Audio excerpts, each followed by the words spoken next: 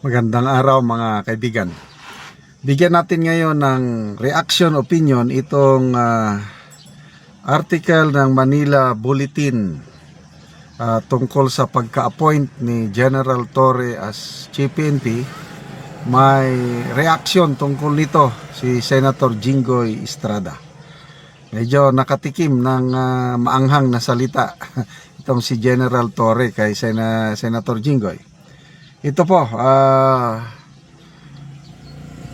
title ng article is "Not a Good Choice," says Estrada on arrogant, yan na, arrogant Torres appointment as PNP Chief by Del Nazario, May 31, 2025.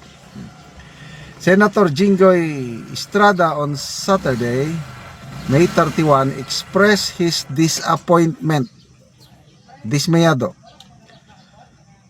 over the appointment of Police Major General Nicolas Torre III as the new PNP chief, as he called the incoming top cop arrogant and at the same time questioned his qualifications for the role.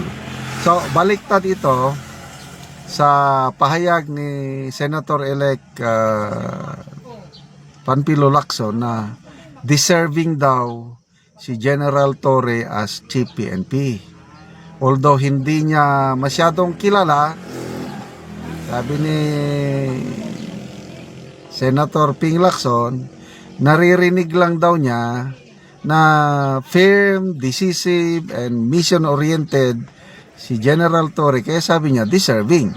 Ito, baliktad kay Senator Estrada. Not a good choice, arrogant.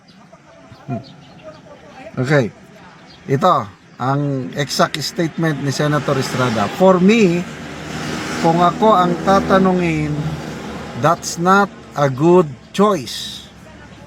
Ngayon lang tayo magkakaroon ng napaka-arroganting Chief PNP. So, Estrada na-interview sa DWIZ. Estrada openly questioned Torres' achievements, rhetorically asking if his record, yung accomplishment ba?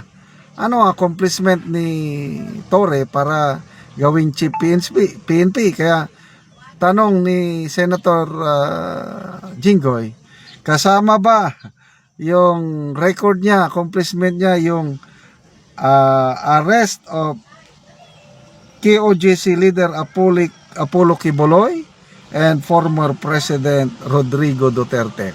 Dito mo makikita talaga na mahal, may pinagsamahan itong si Senator Jinggoy kay PRRD. Talagang dinidepensa niya si PRRD. Salamat po, Senator Jinggoy. Asked if he thought this earned Torre the top PNP post or if it was a reward of sorts for what he has done, Estrada said, "Your guess is good as mine." Ano ba? Reward ba ito ni Torre dahil sa pagka-aresto kay Quiboloy and PRRD? Your guess is as good as mine. Galing. The senator was also asked what he expect from Torres' leadership. Sabi ni Jinggoy, "I don't know. That remains to be seen. If he will continue his arrogant ways in governing the police force, I don't know what will happen." Okay. Tinanong, ano ang mensahe niya? Dito ako natawa. Ano ang mensahe ni Senator Jinggoy kay Torre? Sabi niya, hinay-hinay lang, wag masyadong mayabang. Estrada frowned over the declining public trust in the PNP. He recalled that the force ratings were higher during his father, former President Joseph Estrada's administration, especially under then PNP Chief and now Senator-elect Panfilo Lacson. Ako, agree ako dito. Panahon ni President Erap, Chief PNP si Lacson, grabe, unti-unti nang bumabalik ang tiwala ng taong bayan noon kasi istrikto si General Lacson. Tandang-tanda ko yung policy ni General Lacson kasi uso noon ng malalaking tiyan na pulis eh. Kaya sabi niya, ang waistline ng pulis, it should be 34 inches. Ang hindi makaabot ng 34 inches, out ka sa serbisyo. Wow! Kaya kami rin sa Armed Forces noon, nagsimula halos parehas time ni General Lacson as PNP Chief, yung 34 waistline. Kasi may mga sundalo rin noon na malalaki ang tiyan eh. Yun, sinimula namin. Grabe ang physical fitness test na nangyari. Kaya unti-unti nawawala yung mga sundalo na malalaki ang tiyan kasi pag hindi ka makapasa sa physical fitness test, ano yan, 3 klase yun eh. Sit up, push up, and 3-mile run. Pag hindi mo may pasa, bigyan ka pa ng isang tsansa. Pag hindi ka nakapasa, tanggal ka kahit official ka pa.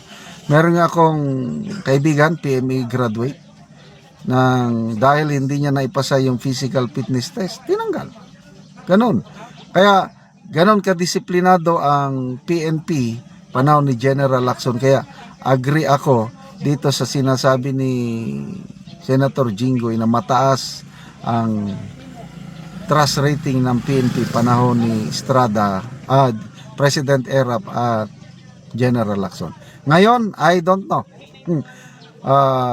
But let's give General Torre the benefit of the doubt. Handa daw siyang sumunod sa kahit anong utos eh. Yan ang description ni Secretary John B. Cremolio sa kanya.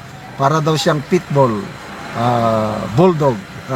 Matatakot na daw ang mga, I don't know, sinong matatakot. Dahil nandyan ang PNP Chief na handang sumunod sa lahat ng kahit alin mang utos ng nakakataas sa kanya. Paano kung ang utos hindi tama?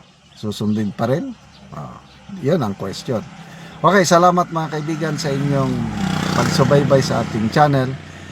Nakakatulong kayo ng malaki sa Tribong Talandig ng Bukidnon dahil ang sweldo natin sa channel na ito is pantulong sa Tribong Talandig. Ngayon namimigay tayo ng livelihood assistance sa kanila. Nagpapatanim tayo ng saging lakatan. Panoorin nyo ang video na ito. Anak ko sa saging lakatan ni Manoy Iking. Ug ako karon siyang bisitahon. Maayong buntag, Manoy. Mayong buntag. Oo, gonsa man ka, Manoy? Agabuno ko. Complete. Og nukos, munyon. Complete dopos ammonium.